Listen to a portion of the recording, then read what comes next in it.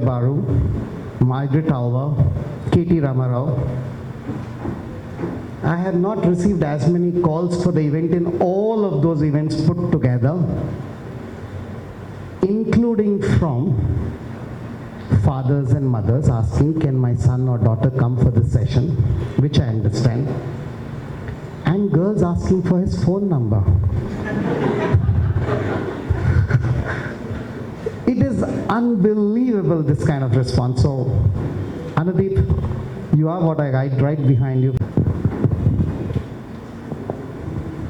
Please come to see me really, but okay, so be comfortable. We'll have quite a dialogue with him, and then I'll open the session to some questions, post which during the tea samosa, which will now be pushed for later, you can do your interaction, selfies, blah blah blah. Are you ready? Oh, wonderful. Anudeep, for years all of us have heard about what is called the Great American Dream. Somebody called Steve Jobs starts a company, gets fired from his own company, comes to India, finds spiritual solace, goes Walkman, calls it iPod, and a $1 billion global empire is re-established. We hear about these two young boys in college, one of them an immigrant, not from America, who comes, and they in the dorm of their college, plan something, find the garage. Not a way to search around the website and Google is created. Every time you hear of global success, you hear what is called the Great American Dream. It always ends with somebody having billions of dollars. For several years now I've been asking myself, what is the great Indian hero? Who is the great Indian hero? I've heard about him different. Take me back to 25, 30 years back when you were going to school. What were you thinking? Yeah. So, my hometown is Napoli, Jaitya district, Karimnagar. I did all of my schooling, starting from nursery to the same school.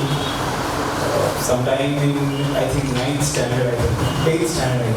My father, all my relatives, everybody who comes to home starts with the single thing that, where you study? I tell you so. Oh, the standards here are not good, everything. So my father thought, yeah, it might be true. And then one fine day, he asked me that, he's going to put me in a residential school in Karimnagar. The school name is Paramala. It's a well-known school in Karimnagar. So I thought, okay, it's going to be an upgrade from the current standards, and all will be well. And I was taking the academic year started, and I was put in a boarding school, and I was happy. I thought that the next 3 hours I should be my 100%. And when I lose it, of course I will be disappointed. But then I would come back stronger the next weekend, so that I would remember the mistakes that I did. And I think that mindset has helped me subconsciously throughout. It was not like I want to top the civil services, I want to become an IAS officer.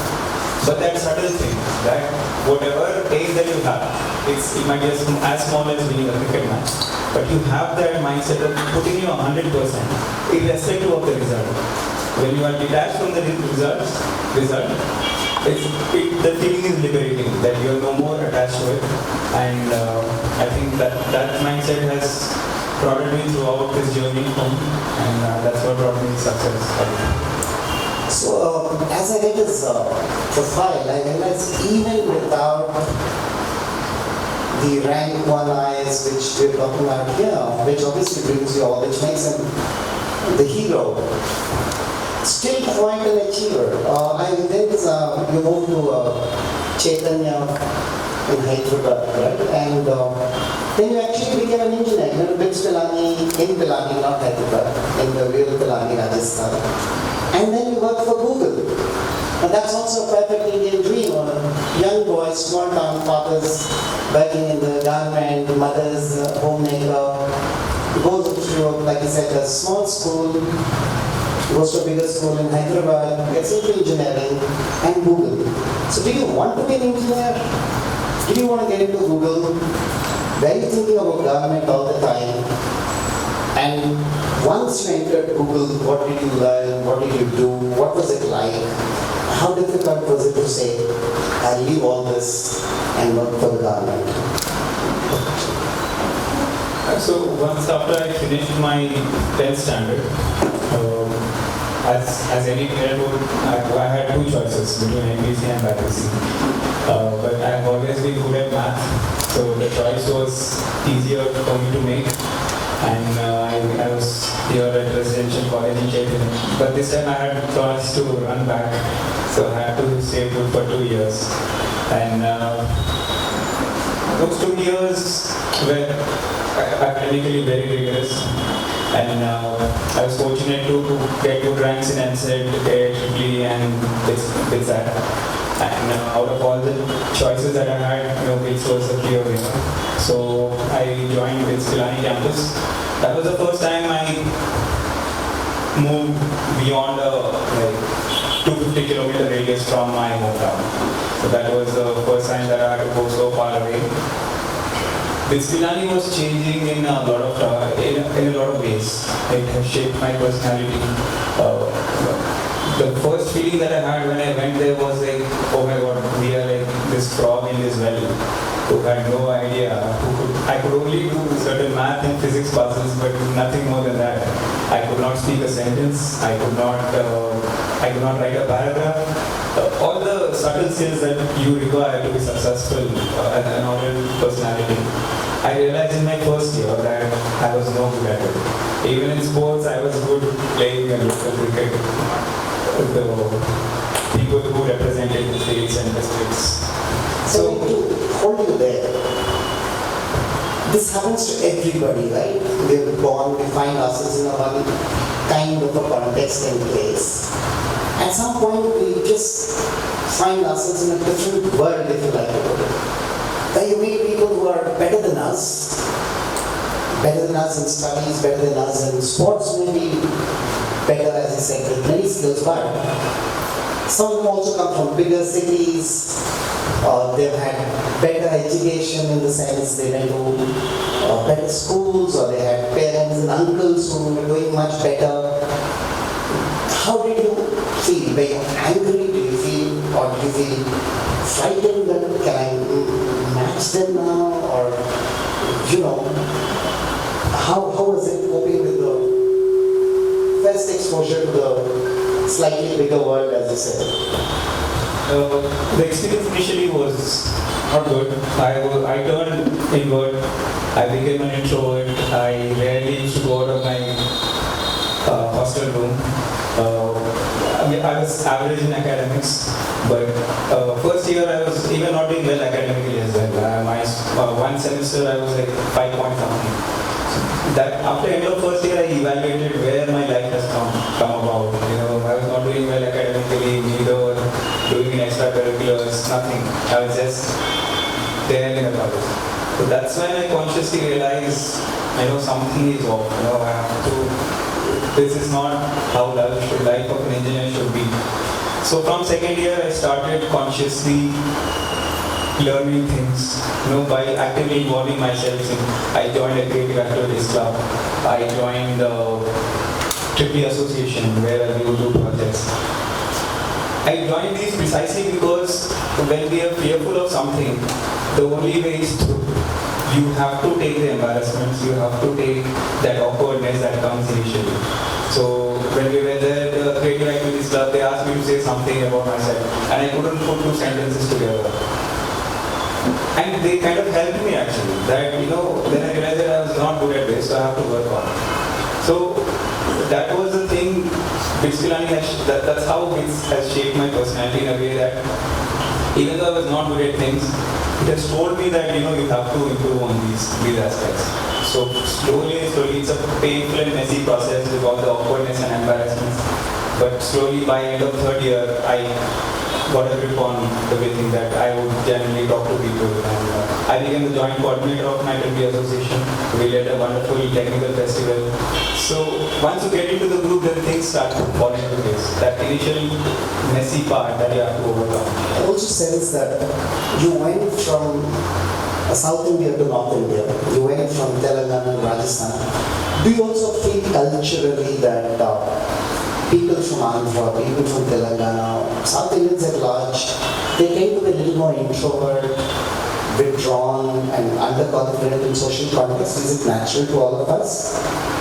I don't know, maybe it's a stereotype, but I agree with that stereotype. That South Indians especially, we retreat to ourselves generally. Whenever an opportunity comes up to get yourself exposed in front of a common or organize an event, the first reaction that comes, I don't know why it is, but the natural reaction is South Indians tend to be a little introverted, and it takes a lot of good school background, good base for somebody to come out and then be that extroverted self, to assert themselves. That I have observed as well. Maybe that is something I would like to see a change. When you come to change towards the end, how many of you also feel like he felt or we all felt some point in time in life you're very good, but you somewhere hesitate to go ahead and seize that moment? How many of you, show of hands, how many of you feel you're less confident but actually very good? Okay, so there's a lot of hope for you. I'd like to say a couple of words. So whenever there is an opportunity where you have to come out of your comfort zone, the immediate reflexive action that you get is avoid it. But the moment you silence it and then actively and consciously go out of your comfort zone, that's where amazing things happen. You cannot just stay in your cocoon shell and expect that something would come to your place. If 2 years before, if somebody were to ask me to do this interview, I would immediately say no, because to put myself in front of such a crowd, it's an embarrassing thing, right? Many people will be analyzing me. Okay, his shirt is not good, this way. But the only way you can overcome is to put yourself out away from your comfort zone. That's when you improve yourself. That's when you overcome your anxieties and insecurities, and that's how you become a better person. So how did Google feel like? With Spillani, Google, that was a perfect dream. So I'll get into that bit. How was it working in Google? You're there for a year, what kind of projects you did? Did you think, yes, this is my life, go to America, get that lovely green card, do a tech startup, become a billionaire? So the short story behind Google is that I did not get into Google right after my college. I actually gave the Civil Services exam. I actually got into working in financial services in my college, and but I did not opt for it because I already made up my mind to go for Civil Services. So I gave my first attempt in 2012. I prepared for a year from 2011 to 2012. I gave my first attempt and I could not clear my mains. That was the lowest, probably the lowest point in my life, where I was unemployed for 2 years. I let go of a good job opportunity. I've been a financial burden on my father for so long, and there is nothing in front of me. The next civil service exam would take another 1 year. So that's when I decided that the way I should take my life forward now is to get a good job. Not good job, any job. Actually, I was ready to do any job. And then I forwarded my resume to all my friends here and there, my recent friends. And just out of, I think, maybe fortune or something, Google people have shortlisted my resume. And they said, we find your resume interesting, let's have a phone interview. And then I did not tell my parents as well that I'm applying for a job and they took my first phone interview. I went to my terrace and then gave my first phone interview because my house was full of relatives and all. So I gave my first phone interview in the terrace, and it worked out well. And they shortlisted me for the second interview. And that's how one after the other I could finally crack Google. and that's how I got into I got into Google. And I worked for years. Relief or pride? Yeah. Was it a moment of relief or a lot of pride? More a really moment of relief, I would say, because financially that was the support I needed at that moment. So did you ask for pocket money? Did you go to the movies those days? These are things nobody likes to talk about. Please come, all of you, the standing there, please come sit. Trust me, there's a lot of space, be comfortable. We'll squat here. I know it's very difficult, I'm very sorry. We wouldn't do outdoors because we thought it might rain. Please come, sit here. We'll try and get chairs to you, I promise. Please come. Please be seated, please. Suddenly, didn't know your job in Google, a sense of relief. Tell us about the experience of working in Google itself. So once I got in Google, then it was a major sigh of relief. But then I've always had civil service at the back of my mind. Google was a backup for me professionally and financially, so that if I ever don't make it to civil services, then I thought I would stay back at Google. And the work at Google was fantastic. The work culture, especially more than the work, the culture, where they give autonomy to all the employees. You need not explain to your boss what you're working on day in and day out, as long as you finish your tasks on time. And we don't even call sir or anything, it's just by name. That was a big change for me. And it's a very lean organization as well, where I could just walk up to my Google India head and then say, these are the problems that I'm facing and could you do something about it. So, and we used to work in ad spam, where when you search for something, like let's say red hats, there would be some spammers who would try to give malicious links on your ads. So our team's job was to see the patterns under which, see the parameters in which these spammers work, and then try to block them by giving the algorithm. So it was a fantastic experience for me. And parallelly I was giving my civil services exam as well. How come even Google didn't convince you not to work for the government of India? I mean, who likes to work for the government of India, surely? Especially if you're in Google already. So, had I joined Google immediately after college and then was thinking of civil services, probably then the choice would have tilted the other way, that I would have stayed back at Google. But by the end of fourth year, I made up my mind so much that civil services is where I want to be. That 20 years down the line, this is how my career should look like. And at Google, I thought, as you said, that temporary 5 years, 6 years, I might be earning well, having a good life. But when I look, then I thought, would I be happy looking back on my career 20, 25 years hence? And then Google was deficient in that aspect. Civil services always had that charm and that desire to crack and work as a civil servant. So since that was already there at the back of my mind, so even though I got into Google, I prepared simultaneously, and when I got into IAS, it was not a big choice for me, dilemma or something. I immediately quit and then joined. How many of you here work for the private sector, technology companies, banks? Rest of you are students or something? How many of you are students? Let's see. Wow, give yourself a big round of applause. We have much younger people than I suspected. Okay, wonderful. Give yourself a bigger round of applause. The samosa is on. How many of you want to work for the government? What? I wish you would take this visual. Could you do that? Could you come here with him, take the very bad bank balance, but that's it. Thank you so much. I want to go and work for the government of India. How's it? Culturally.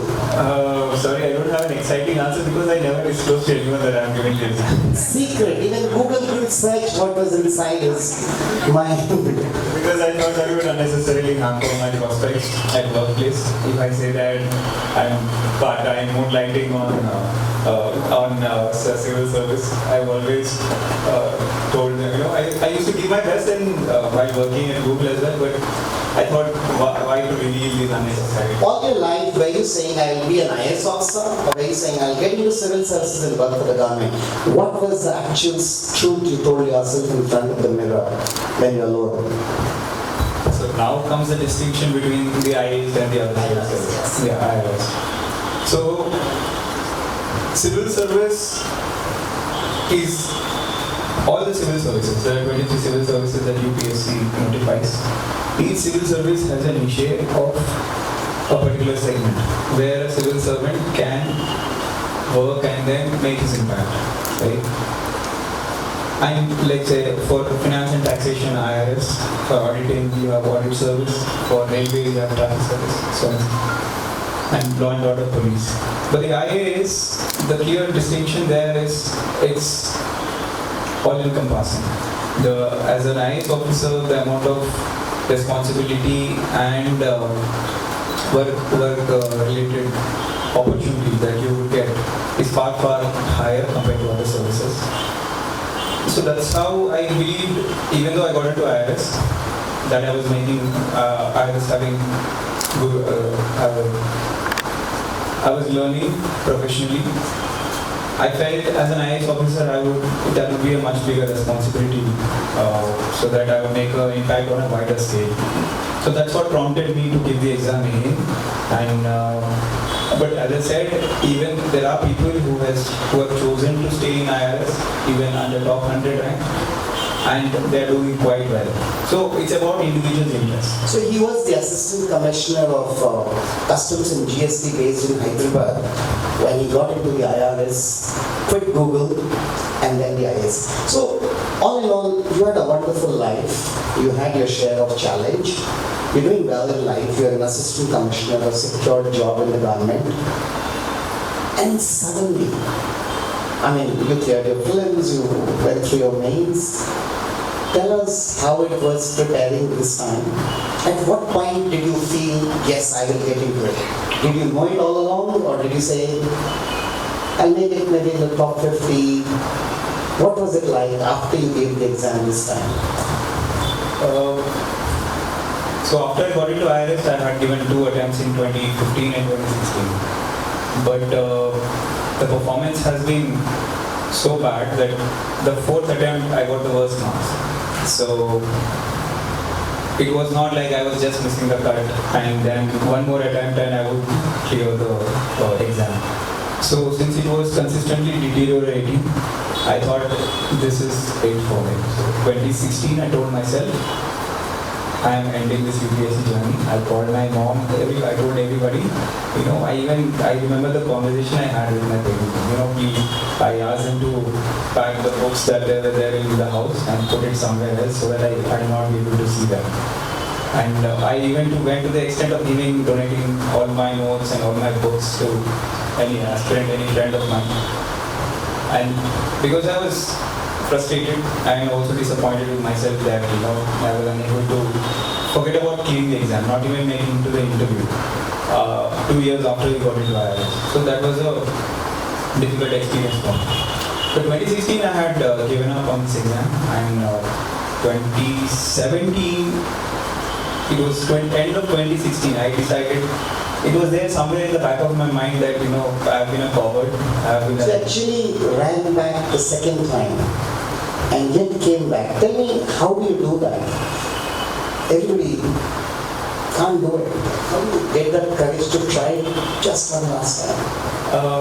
It was not so much of the courage aspect, but more about proving a point to myself that I always felt after in that gap that somehow I ran away from a challenge, that there was this thing that I wanted to do, and then suddenly if I was unable to do it, and then I quit, then I within myself I felt a little low about myself. They always say the greatest happiness is to feel proud about yourself in your own eyes, and the greatest fall is to feel bad about yourself in your own eyes. So nobody told that I was a loser. I was doing well professionally and I was in IAS. But that nagging loss that I was unable to at least make it to the interview call. And through this time, during this time also, I've started meditating.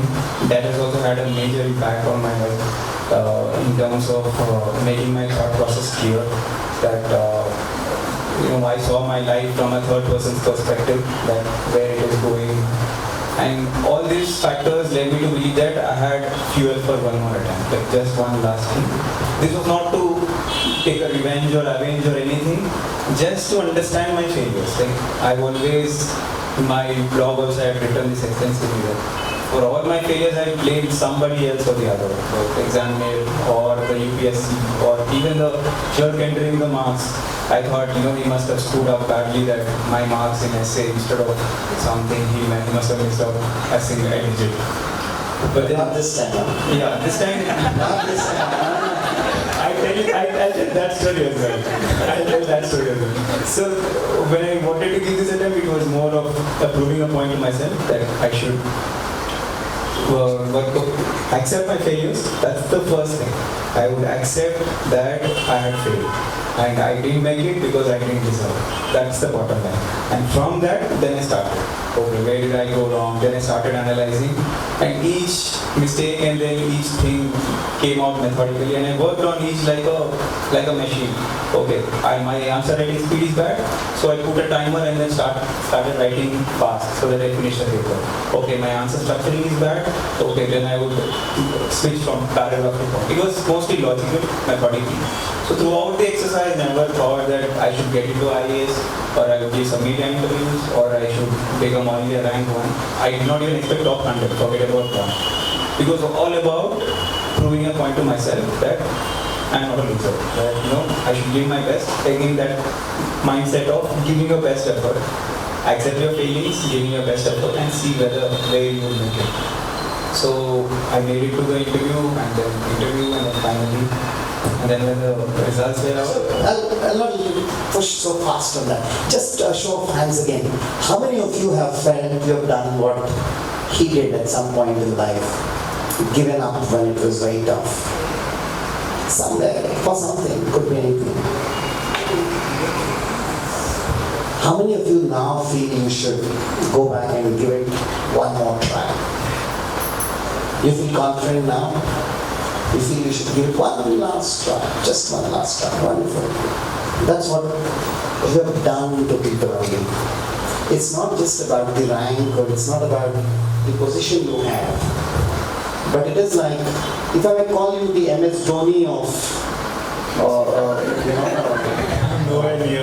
No, what I mean is, amazing, young, calm man who comes and thinks about success at that minute detail. Doesn't think about the big things, the small things, the ability to say, I write slow, so I'll time my answer sheet. And I was watching Dhoni's interview a few days back, and he said for the IPL finals, we're not thinking about the top, I was thinking 18th over, who should bowl, what happens if too many runs go, how do I... He's just thinking of those small details. This is what makes a winner. Can I have a round of applause for just this?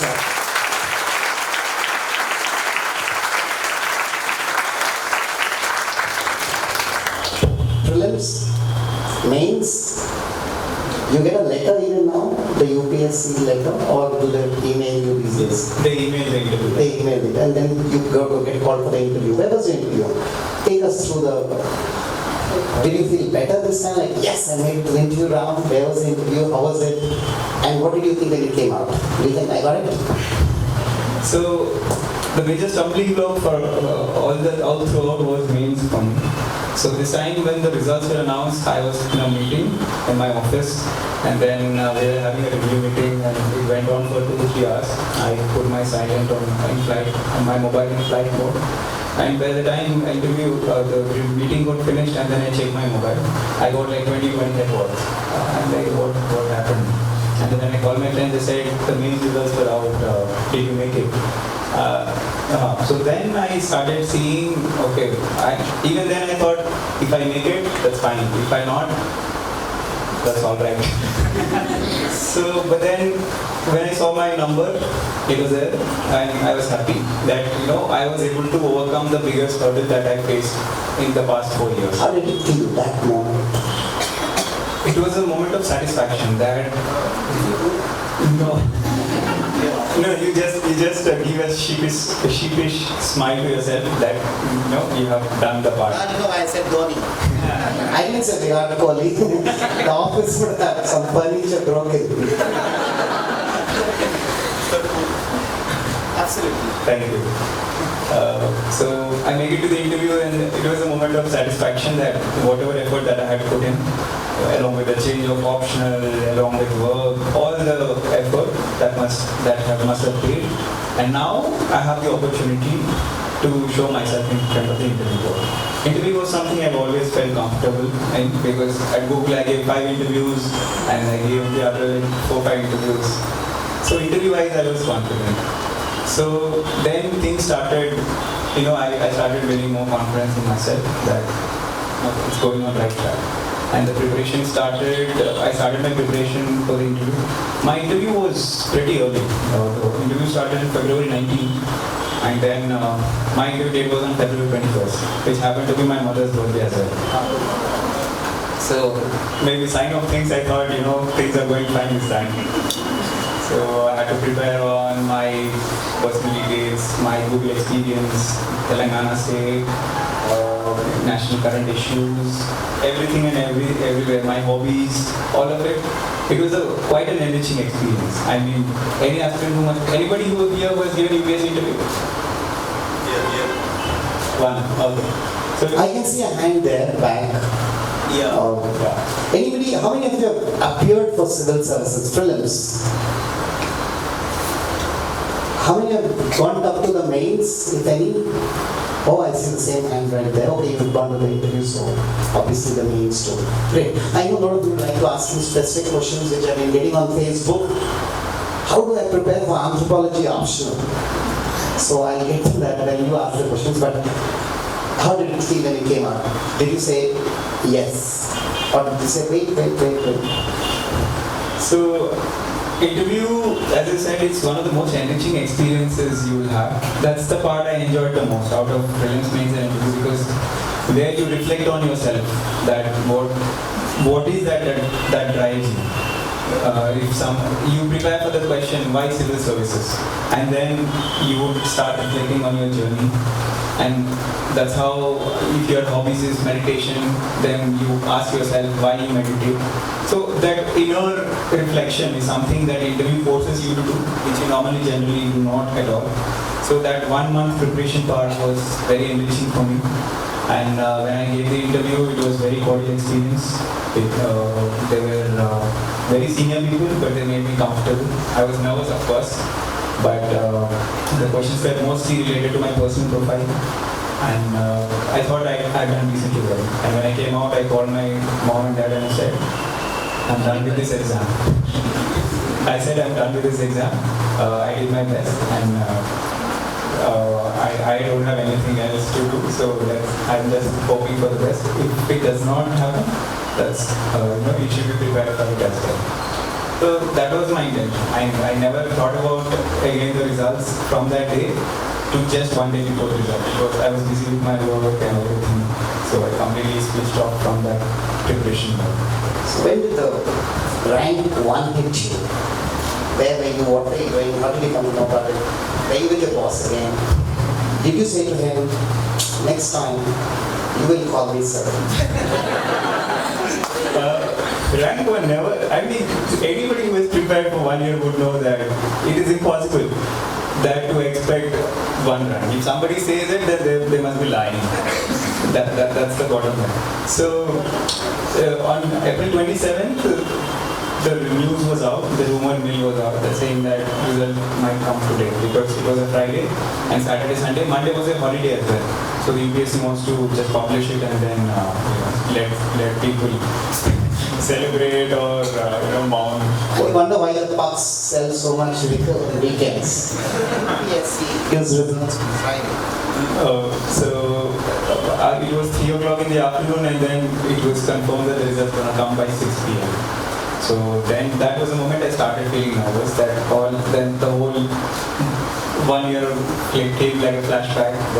How I have prepared, and now waiting for this last moment. And I was nervous. I was walking in my room here and there like a restless person. And it was 5 o'clock and I couldn't take it anymore. I called my boss and said, "Sir, I'm not feeling too well. I have to leave." Said, "Are your reports done?" "No, that's taken care of, sir. I just sent it. I have to go." So, and then I came back to my room, sit in my balcony, just plug in my earphones and then listen to just one song on loop, thinking about something, what will happen, and then scrolling in Telegram and discussion forums, what's going to happen. And there were live updates too. There were people who were at UPSC Bhavan, and then taking live updates. Okay, the guy has come, the notice board is now clean. Somebody said, the guy is coming with the results, and then they immediately the guy, no, those are not results, they are fixing the bulb. So that guy, the electrician comes and they're fixing the bulb. Will you change this someday to your cabinet secretary of India? Will you change this UPSC bulb system at least? Actually, this is the first time they put it on notice board. Otherwise, they would put it online first. So yeah, and then I was waiting, and suddenly out of nowhere somebody puts on a message saying that Telangana board has stopped the exam. Were you sure then at least? Of course not. Or thinking, who is this from Telangana? Yeah, I was happy that somebody from Telangana topped it. Okay, but it must be somebody from Hyderabad. They might have topped it, and I was waiting for the actual PDF to see where my name is. And so did you begin from the bottom or something? Like the 3 idiots search for your name? I had the notion to scroll down. Earlier I used to do Control F and search it. I always had a bad result. This time I had a slight superstition. I would scroll down. If I get the result, I would just scroll down to see. Because if you do Control F, it hits you like a hammer. That you haven't. If you scroll down, it's like a slow poison. Yeah. So all of you, scroll down. No Control F. This is the guy from Google telling you not to search like that. So, and then, but I never got the opportunity. It was right up there. Number 1, Anudeep Durishetty. How did it feel? Actually, before seeing the PDF, there was somebody who was posted that Anudeep Durishetty has big stopper on the Telegram group. Then it struck me that there can't be many Anudeep Durishetty. Even then we went down. There's another Anudeep Durishetty from Telangana who stopped the exam. Had it been Rahul Sharma or Ankit J, there are hundreds of them. But Anudeep Durishetty, how many will be? So I thought, is it a prank or something? Then I waited for 2 minutes, 3 minutes, and people started calling me, everybody. Then I realized so many people at the same time can't be playing the same prank. Yeah, I think I have topped this exam. The immediate moment, it will be like incredible disbelief, because you would be thrown away from your normal sense that for so long you have been working towards this exam, and then suddenly a result comes up, and then you are the first time. So the shock continued for at least a week for me internally. I was putting up a smiling face everywhere, but deep down, I was like, did it really happen? How did it happen? And as I said, there also, UPSC generally releases marks 3 days after the results. This time they haven't done for 2 weeks. So then I thought maybe the clerk has screwed up and really put my name. Telangana was not the topic this time. Briefly, I considered it's going to be a error from UPSC side that then they're going to say that you are not the person. Okay. But then I finally released the marks, then I saw my marks, then I believed that. Okay, yeah.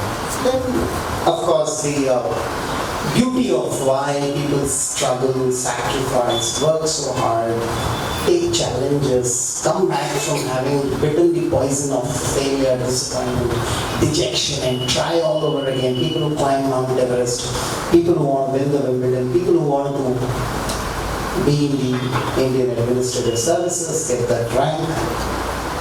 The Chief Minister calls you, the Vice President of India comes to Hyderabad and he wants to meet you. How was that? Suddenly from, will I get through exams? Should I, stick to Google? Should I just say I'm going to be an IAS officer for a life? Suddenly this superstardom as it were. I mean, a lot of people ask me, do you have Anudeep's number? I said, who's Anudeep? He's your Facebook friend. So I saw 5,000 of them. I want to have all people's phone numbers. And why do you want it? He's an IAS topper. I said, yeah. And I called him. I'm like, nah, not this Anudeep. UPSC made a mistake. So tell me, how was it when suddenly people around you who may not have believed you're getting to IAS, much less so top, suddenly say, oh my God, this is the guy. They change, their response to you changes. How do you take it? That was the most difficult part for me. I was happy for about 5 to 10 minutes after the results. Then it suddenly struck me that now I am in the limelight. That, for throughout my life I've been an introvert, and now UPSC has just pushed me towards the beyond the edge, and I had nowhere to go. So, and I was gripped by a strange fear that I've thought about so much that when I succeed finally, I would call my friends and feel happy. But then when the result finally came, it lasted not more than 5 minutes, and I was taken by strange fear that media would come, what would I answer, everything. I was completely taken.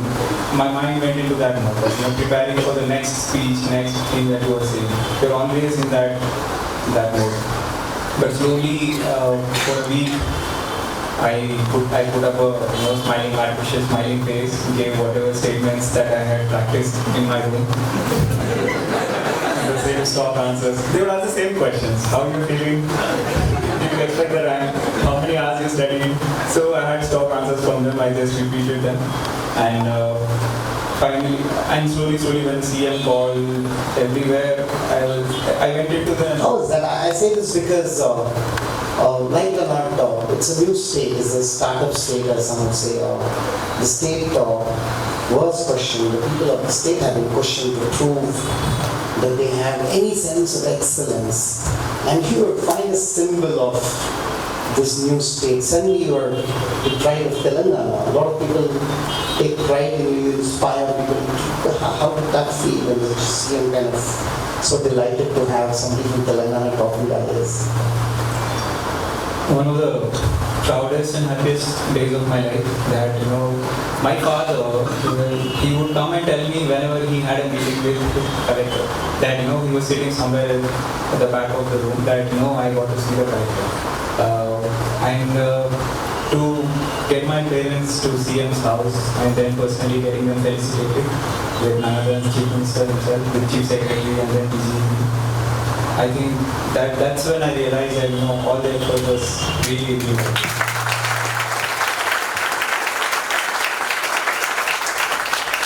Absolutely, and this is why I called it the Great Indian Dream. Something I understood as I looked at successes, the success of the Croatian football team, the success of the French football team, the success of an African immigrant who goes on to play for a European team, the success of the Harvard dropout who creates Facebook, versus the Indian success, the Indian dream. Somewhere you carry the burden of your father and mother's dreams. You carry the burden of a large family's dreams. You carry the burden of your whole school, your whole class, your whole village, your whole town, which is why all of them celebrate like they have made it. And in a way they have. And that is the crux of the Indian dream, that you make it possible for so many people to own and share this success. But what do you owe this success to? What are the, I know this is a stock question, but who or what made it really possible for you to believe in the West moment that there will be that light at the end of the tunnel, that there will be this moment of glory? As I said, the preparation part will have immense days of frustration. There will be other days of rejection where you feel like giving up. it's very important that you have that close relationships, that somebody who you would pick up a call and then talk to them, and you feel everything is fine. And my mother has always been that figure. Even during the peak times of preparation, I would just call her and talk for 20-25 minutes about what curry, whether salt is enough, how salt is more or less, and all the things. But it used to make me happy. No matter how stressful the day is, I used to always look forward to that 20-25 minutes conversation with my mom. So they have stood by me throughout. They never ever told me that, you have to get into IAS or become a civil servant. Throughout my life, the choices that I made were solely by my own. They never they never put any obstacle in front of my goals and my dreams. So I'm incredibly thankful to them. Apart from them, of course, my friends, relatives, all of them play a small part in my life. And indirectly as well, there are many people unknown to me. For instance, I'm thankful to Yuval Harari for writing his book Sapiens, that has helped me to take up anthropology.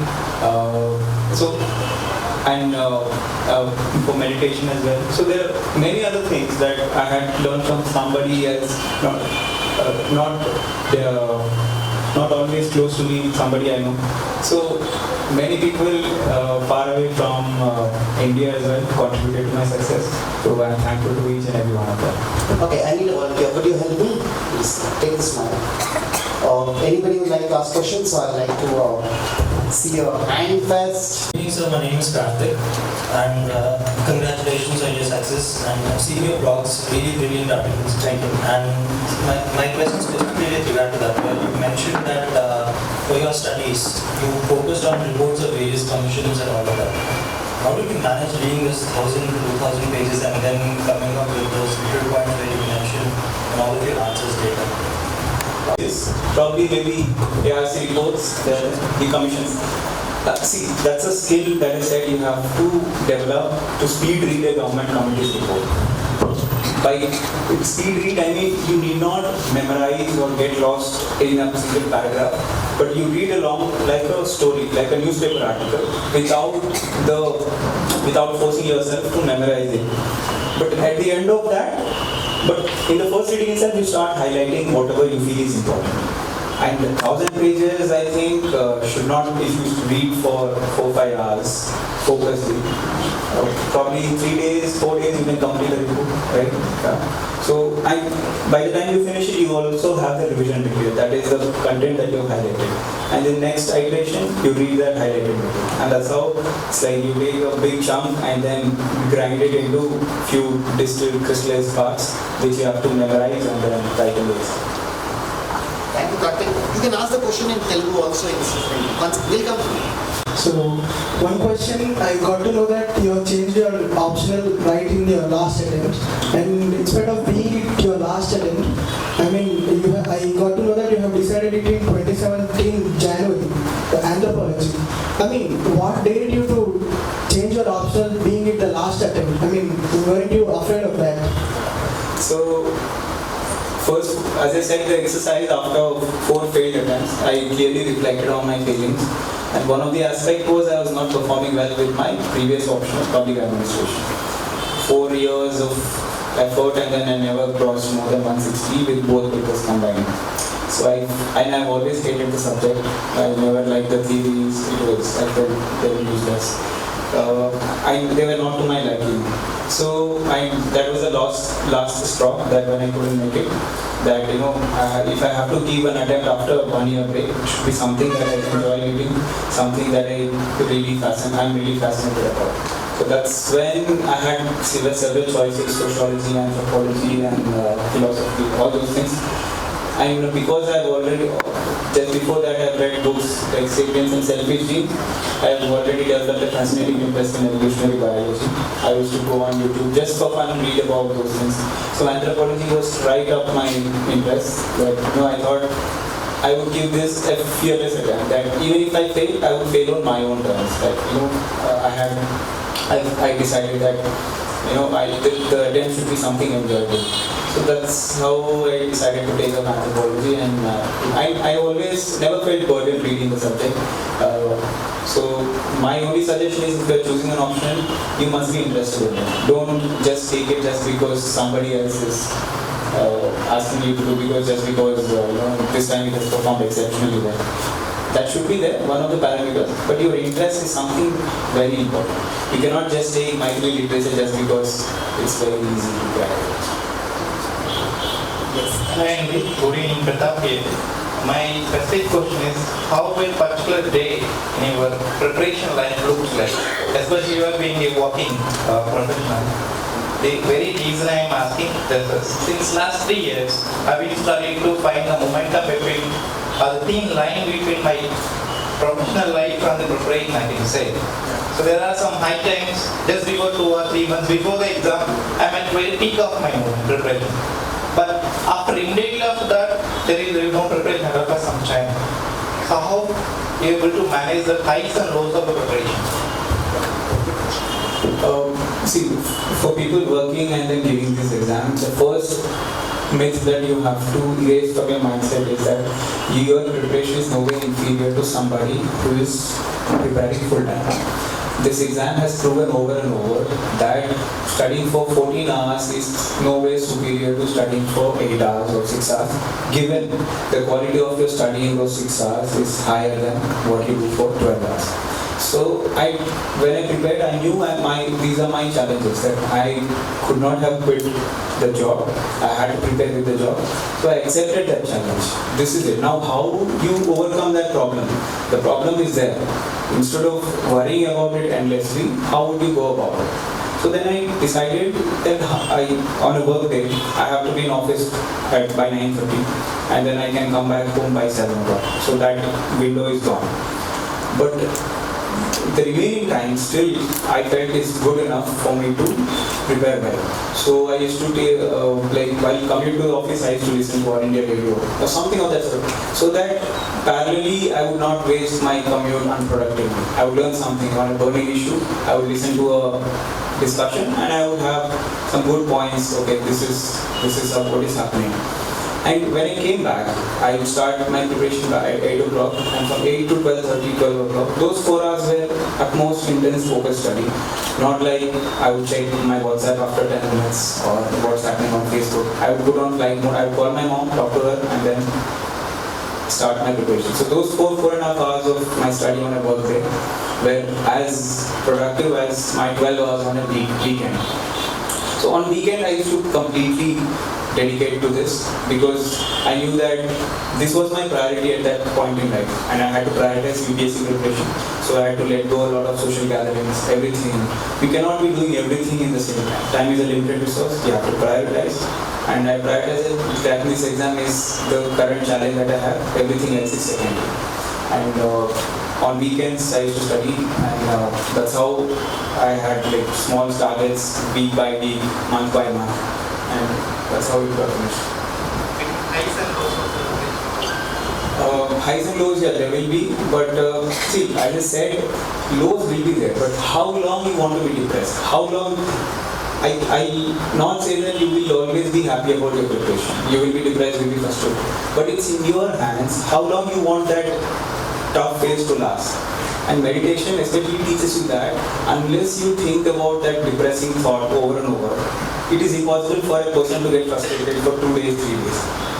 And that's what helped me. So whenever I used to feel low, then I used to think, I used to take off, maybe watch a movie, go off, and then start afresh the next day. So that the lifetime of that depressing period is entirely in your hands. You can curtail it or you can extend it perpetually. So try to cut down on the half-life of it. Yes, gentlemen. Lots of congratulations, sir. I'm graduate student. So I have one nice officer. So I want to ask that how should a beginner start his preparation from NCRTs? So you're in a second year of graduation. Yeah, second year of graduation. Yeah. So you have fair amount of time before you start your preparation in full swing. Now is the time to develop abilities of reading big books, ability to read, comprehension, writing. These are the soft skills that nobody teaches, and many people, especially engineers, once they get into this is a humanities exam. You have to write answer district, and many people find it challenging to write a paragraph. Forget about writing 3,600 words in 3 hours. So now is the time to read good books, read non-fiction books, and develop that maturity of thought.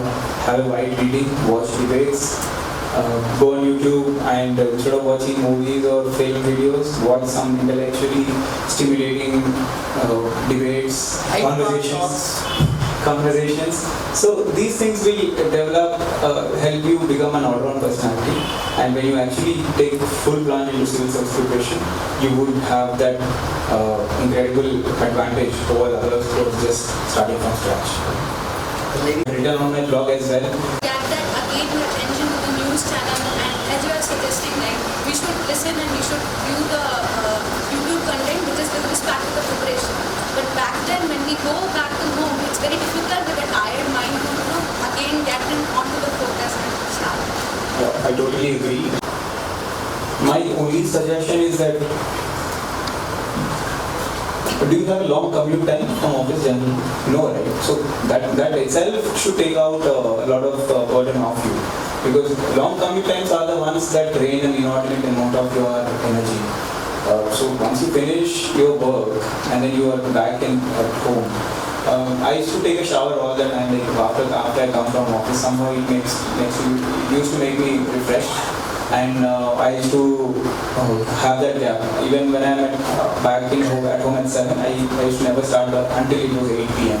So that gap is where I should recharge myself, not going on phone or anything. I just relax that 1 hour, have my dinner, talk to parents, and then 8 o'clock say, I used to start. Initially it was difficult, but let me tell you, willpower is like, you can train it. You can train your willpower to last longer. So it will be difficult in the initial part, that you have to overcome it. Only with consistency, you do it for a month, and then second month it will become very easy for you. So. Thank you. I'll come to yes, sir, the lady here. Yes, ma'am. Use the mic, please. Put it on here. Congratulations, sir. I have a basic doubt. How do you start writing? Like initially stages you read many books, but how does it come to the point when starting writing? And a second question is that how do you make notes? Like there's one topic, today I read Hindu, I get 2 points. I read maybe Times of India, I get 2 points. Again next day also the same debate continues. So how do I know like where to start, where to stop, and like it's all chunks where I get the information. How do I concise it into 2 words? The first question was regarding writing. See, writing, are you from an engineering background? No, right? So engineers especially find it very tough to start writing. Writing, firstly, UPSC, it does not require you to use flowery language or complex words or anything. Just a simple, like your NCERT language. That's the same level of language that is required of you. Now next comes the part, what to write. The content that you write should come from your books, your preparation. And after that, you start writing answers, practice. That's the fundamental mistake many aspirants commit. They read and read many books for the similar topic, but they rarely practice. They think exam, they'll just sit and then write a exception answer. So to start writing, you start small. Like if you're reading an article in the Hindu, you try to summarize it in 2 paragraphs what you've understood from it. So then comes the power of comprehension and writing. Writing is just thinking on paper. Whatever thoughts that you have, you're putting it out on paper. And with constant practice, you can actually master it. So start small. Start with an article or any random paragraph, and then try to summarize it, and then write in your own words. So this is how you practice it. And next stage comes your answers, test practice. And test practice can also you improve over time. The first answer will be a very bad answer that you write. But it's important that you write those bad answers, because that's how you keep improving. Never ever let yourself overwhelmed by perfectionism, right? You start imperfect and then keep improving. That's how you reach an advanced stage in his preparation. Regarding second question, how to make notes for current affairs. See, for current affairs, in UPSC will not ask you news. UPSC will ask you issues. So there is no point running after the same issue if it's being repeated on a weekly basis, like 1 week after week. For a particular issue, let's say Aadhaar versus privacy controversy, that is an issue. For that you need to have the factual content, you need to have why it is in news, what is the controversy about, what are the benefits of Aadhaar, and then what are the challenges of Aadhaar, and then what are the solutions that you want to provide to overcome this dilemma, like how best we can make Aadhaar beneficial to all, while removing all the challenges it poses. That's all. Once you analyze an issue under these dimensions, you are good enough to write any answer that UPSC asks in the main exam. So every issue, take it and then do analysis under these heads. And don't run after resources just because there is one point mentioned in the Hindu or Indian Express after 1 month. There is no need for you to again note it down unnecessarily and endlessly. You have to be limited at a point. The gentleman at the end, can you have the mic please? Just relay the mic there. Then if you would like to stand please next, the mic will come to you so they know where to stand. Yes. Welcome.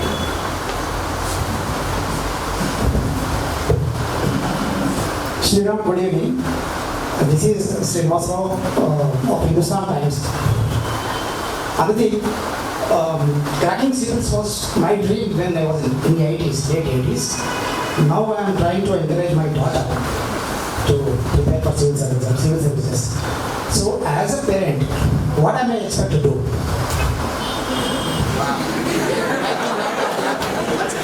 This gentleman there. Stand up. What does he do as a parent? He's not even married.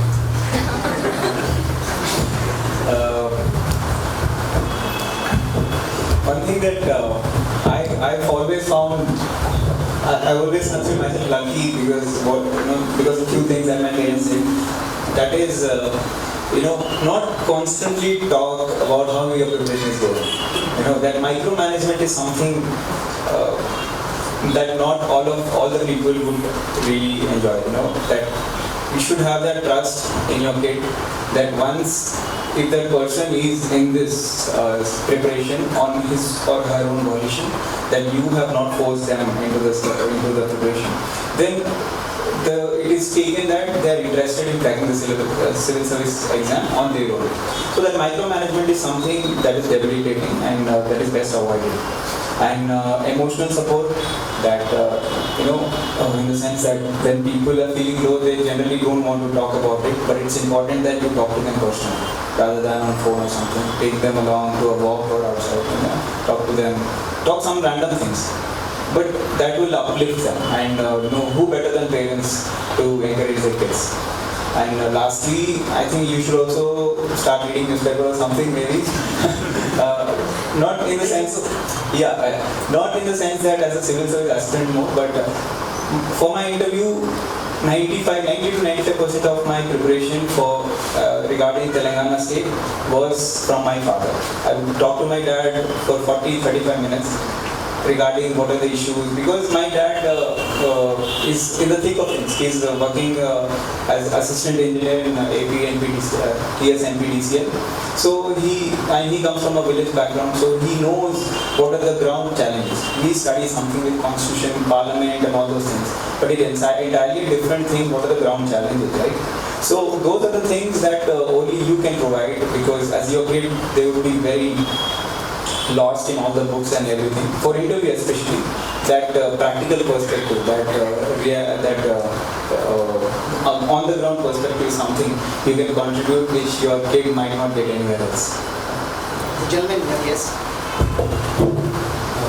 Good evening everyone. And for all of the people who doesn't know me, I am Shushmi and I am from BVR Narsapur. Right? I am 4th year 4. So at first, congratulations, brother.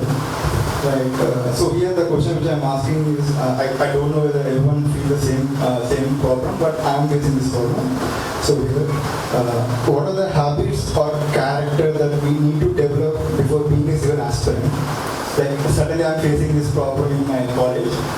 Like I'm the person like funny and some childish, so my friends say that if anyone asks me that what do you want to become, so I say that I want to be an civil aspirant tutor.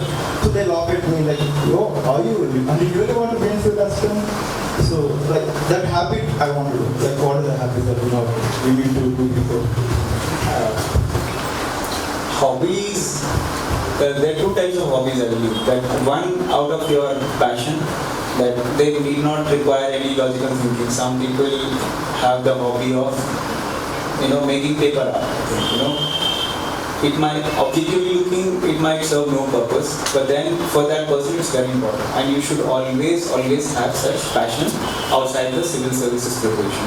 Don't let your personality be overtaken by this exam, right? Even because those are the hobbies that help you to rejuvenate and then come back to your 100% once you feel low or frustrated. Apart from it, there are habits that actually help you in preparation that I have consciously integrated. For instance, reading non-fiction. That does not come naturally to many people, but then if you develop reading that habit, it will add a lot of value to your maturity of thought and your presentation, speaking skills, writing. These are the offshoots of reading just a book. Instead of scrolling through Facebook, if you actually read 50 pages of a book, you will become a better person. I'm not saying to quit social media, but then reading, especially non-fiction, is something I encourage everybody to do. And apart from it, as I said, meditation. Meditation is the way you take your brain to the gym. Like just as we go to the gym for physical exercise, through meditation we train our brain to become less frustrated, less nervous. So meditation, anybody can do it. It is not only close to some sadhus or anything. It's a scientific exercise. You just sit and meditate for 10 minutes, and the benefits you will see after a month or two. So these are the two habits that, and there are of course physical exercise as well, like running or football or anything, Zumba, anything that gets your heart rate pumping. So these three habits will definitely help in this, not just in civil service preparation, in becoming a better at life. Thank you. Yes. Hi Anudeep, 2 points only I just need to ask you. One is, what was your note-making strategy? And the second was how you used to revise that. Because there is such a bulk news and content, it becomes difficult to comprehend and revise everything or read. So what was your strategy? As I said, I think Yuval Harari tells in one video that earlier the problem was lack of information, like 10-15 years ago. The problem was getting access to information. But now the problem is overload of information. You have so much of material that is available everywhere that it becomes difficult to see what is important and what is not. So my strategy was, you have two types of notes. You make online notes on your computer, and then you can make handwritten notes. Handwritten notes I would specifically do only for those things that are very important and they are very core concepts. Like for instance, world history. Definitely there will be questions on world history, and I will not be able to revise it just before the exam. So those two parameters, I tick those boxes, and then so that means I have to make handwritten notes for it. So I made notes for world history, India since independence. But let's say for a topic like, let's say a new report, like a Niti Aayog has come up with a 3-year action plan report. Now, they will not ask questions directly from the report. It's only that you add certain points from the report in your answers. So then I realized writing notes from the report, handwritten notes, is not worth the exercise. So then I would just speed read on the net and then highlight as I went along. So that once I finished it, as I mentioned that, I already have that highlighted content which I have to revise next time. So whenever I used to finish that report, I used to read it again, that highlighted material, so that the crux is, you would grasp it and you put it in your folder so that you can revise it later as well. So as I said, especially for current affairs, stick to issues. Don't run after news. Just, if you go to a bookstore, you will find hundreds of news. Have have that one belief in one booklet that you buy and then stick to it. The point is to revise it and then over and over. In 200 notes, how many books will you write, right? It's hardly, it's only that limit yourself but revise it often. Yes, lady. I'm Manisha.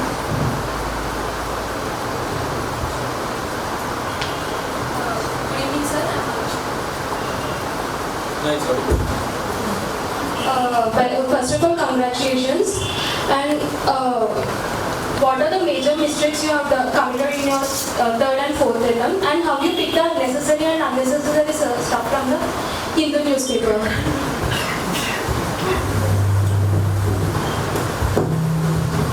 Mistakes that I committed was, as I said,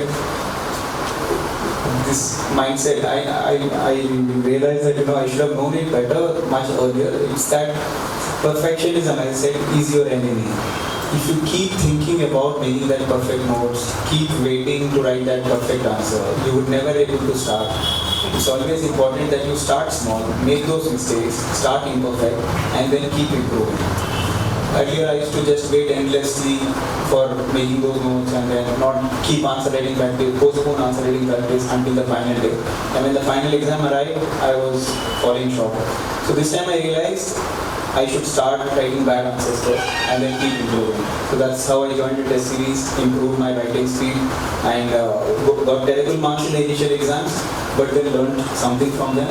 And that's how it was not like my answer quality was this, it was praising and then it hit the page just before the exam. So that's how you have to start, Don't endlessly plan for something. Just do it, okay? You write an answer. If you want to, don't plan to read something, just read it. So that was the thing that I learned. And secondly, I've learned, as I said, from the mistakes. Earlier I was completely arrogant and thought that my preparation is the best. But this time I actually talked to a few people. I saw answer booklets of people who got good marks and then consistently improve how I have to structure my answers. And regarding your second question of what's important and what's not, the best way is to read last 5 years questions of UPSC. If you read, then it will give you a perspective of what is important and what is not. For instance, in a newspaper, sports, administrative issues are important, but sports as such is not important. Like who won against whom, UPSC is not asked. Political news, one politician saying something about the other, it is useless to this. But if there is an issue, let's say Supreme Court has given a judgment on right to privacy, that immediately should trigger your mind that this is important for the exam. So this you will develop slowly, but if you go through previous year question papers, then it will give you a perspective of what is important about it. Political news, sports news, masala news, everything you can put it away. Even there is no need to watch news debates on shouting news debates, they are completely useless. It's better to follow All India Radio. It's much more, you will find much mature discussion. And Rajya Sabha TV is also very good for getting the current affair out. Yes, gentlemen. Congrats on your success, sir. I am Shailesh and I am in BTech third year now. So I would like to ask 2 questions for you. So first one is I am one question. Decide one of them. Choose one of them quickly. I am poor in dynamic general knowledge. So what should I do to improve the knowledge, and what should be the integrated approach for both mains and prelims? Everybody who starts this exam is initially poor in knowledge. So don't think that you are in any way special in that sense, that you are lacking in something.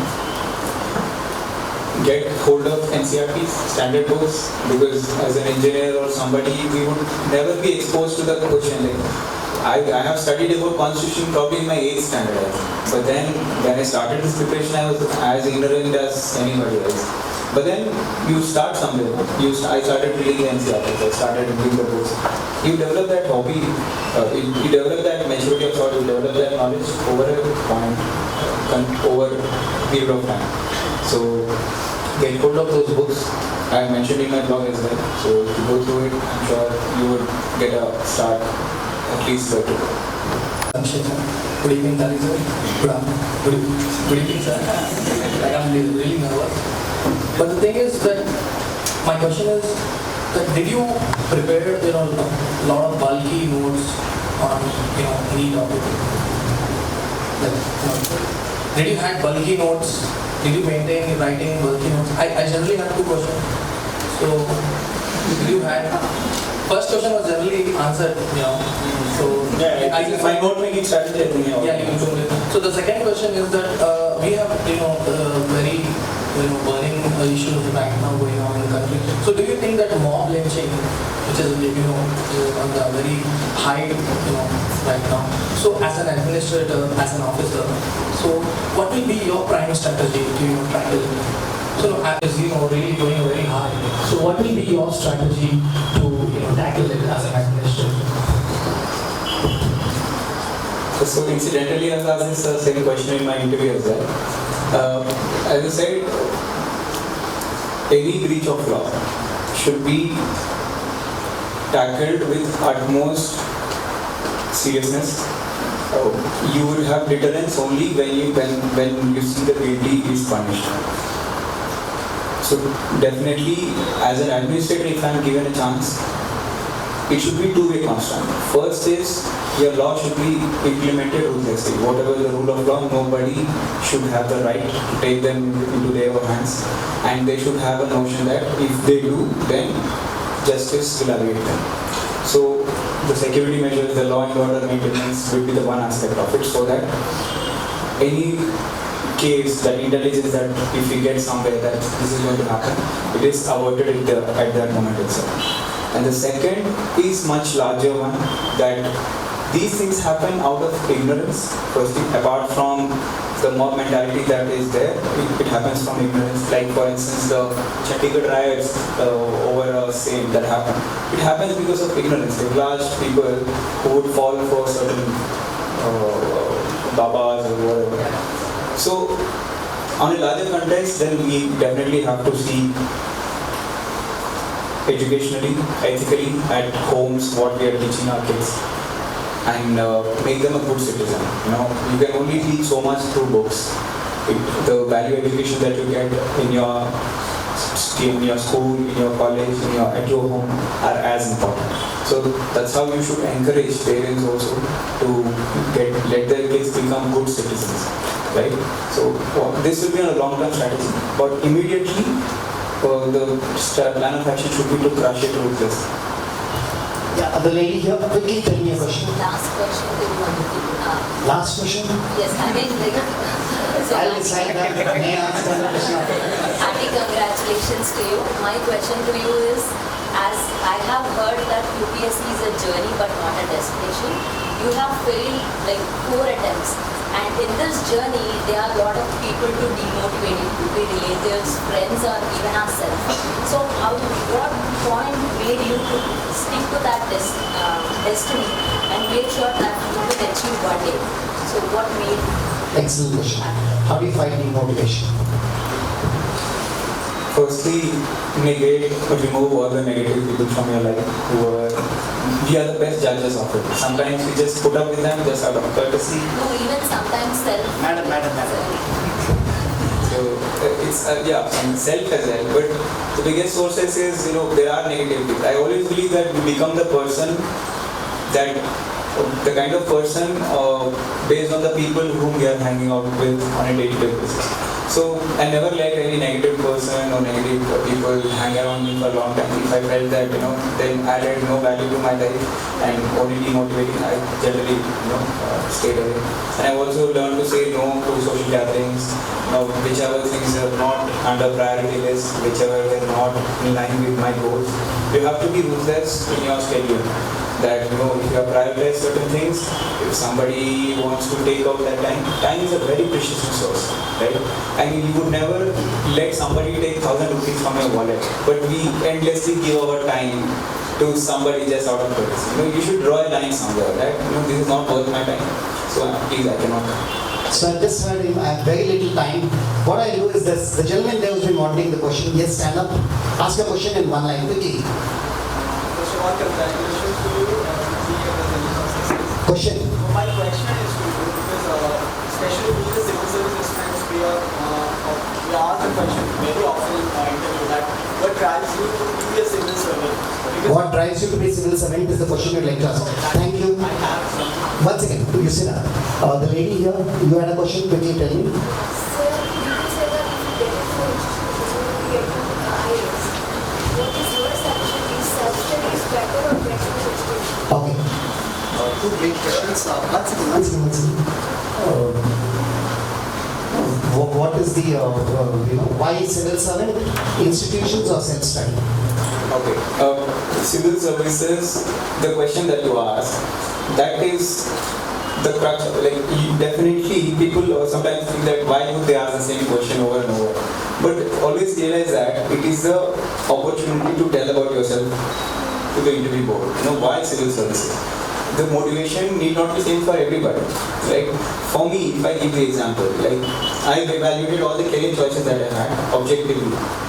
And I have not chosen civil service just that I would do great things as an IAS or change the lives of millions of people. It was always an objective criteria that I had 3-4 choices as a career and how my career should be going forward, like 20 years down the line. And I felt IAS ticked all the boxes. I will be able to meaningfully contribute. I got so many opportunities for getting good education. Now, what is my contribution to the society? Civil services was one opportunity that I felt that, having started in such a good college, in a good company, this is my way of giving back to the society. So that was my honest answer. Even if they had asked me in the interview, I would have given the same answer. Regarding your question of coaching institute, I had written around a 2,000-word article on my blog on complete question FAQs regarding coaching institutes in Delhi, how they are helpful, optional coaching versus GS coaching. The bottom line is that you can do everything on your self-study, but that would require additional effort. Generally, if you were to ask me, I would not suggest coaching for general studies or essay, but for optional, because an engineering graduate would want to read philosophy or anthropology, because that is so far off from our graduation. So for optional, coaching definitely helps to give you a head start. But for GS and essay, the kind of questions that UPSC is asking, I don't think you require coaching. Even if you feel you need coaching, please don't restrict yourself to coaching notes. Have mind reading. That's how you become an all-round personality, and that's what they test in your exams. They will not ask questions directly from the coaching notes. It's only a generalist understanding of the issues. And in every interview, that will help. Gentlemen, yes.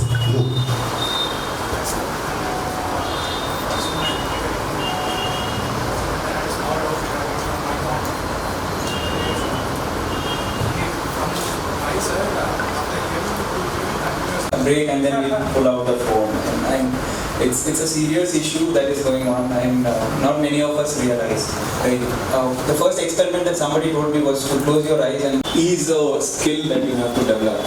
Do not let getting distracted. If you're waiting for something, stop using your phone just to see what notification that you have received.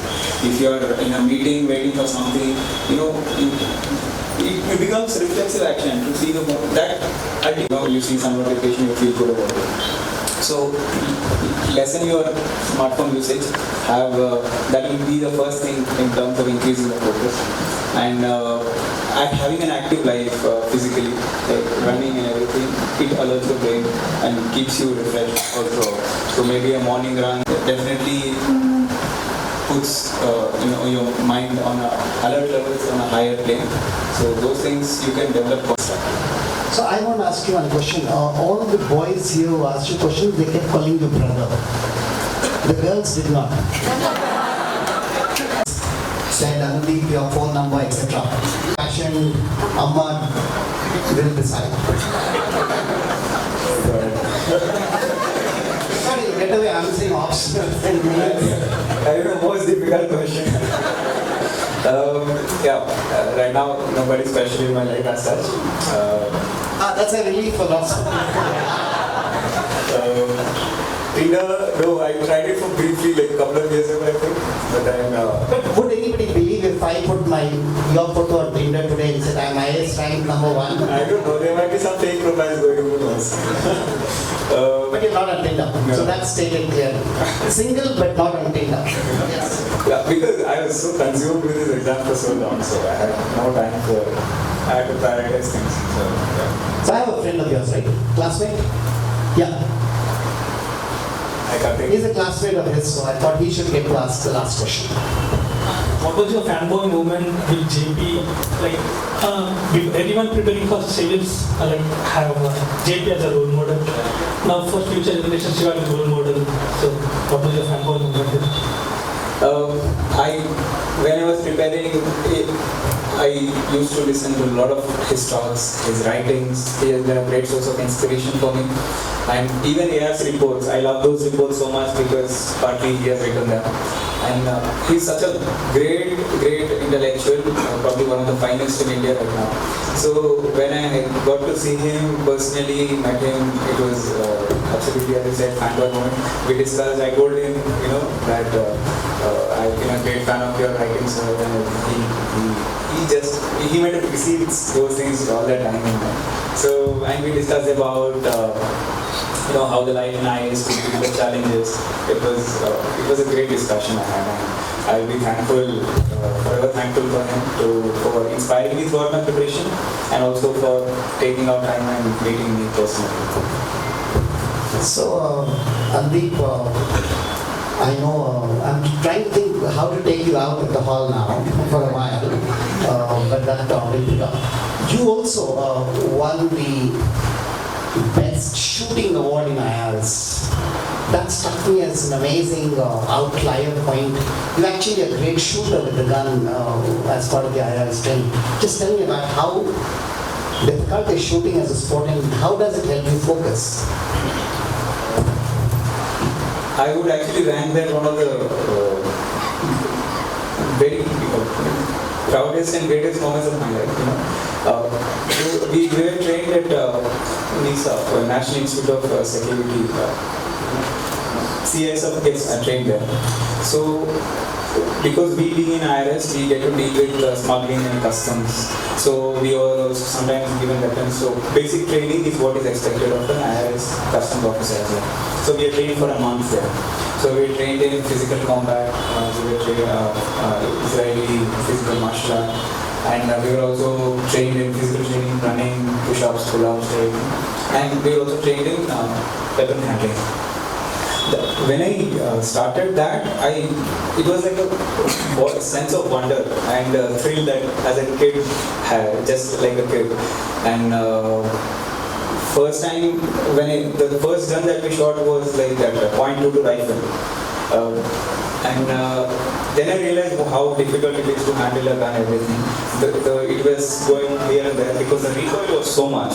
So it was coming back into my chest. And then they started, told me that could you do 20-30 push-ups every day in the morning. So sincerely, every day wake up at 4:30 and I would do 50 push-ups. And then that's how I built some upper body strength. And then I consistently improved my shooting ability. And by the time the later guns came, the MP5s and then a Glock pistol, I actually aced them. So absolutely brilliant stuff. So if you go to Europe, I think in India they don't have this shooting. I don't know if they have. My school has the finest in multiplication. I'm sure it goes. Yeah, you should try once in your life to shooting an actual gun. It's an incredibly thrilling experience. So I told all of you, he knows martial arts, he has a gun in his soul, so when we go there, don't try anything. I would like to, of course, take this pleasure, my fan moment with the star, the man of the moment, Anudeep. I was bleeding in my heart every time he kept saying, read non-fiction, read non-fiction, read non-fiction, and I'm like, this is why we novelists never get any sales done in India. So I'm bringing this copy of my book to give to him.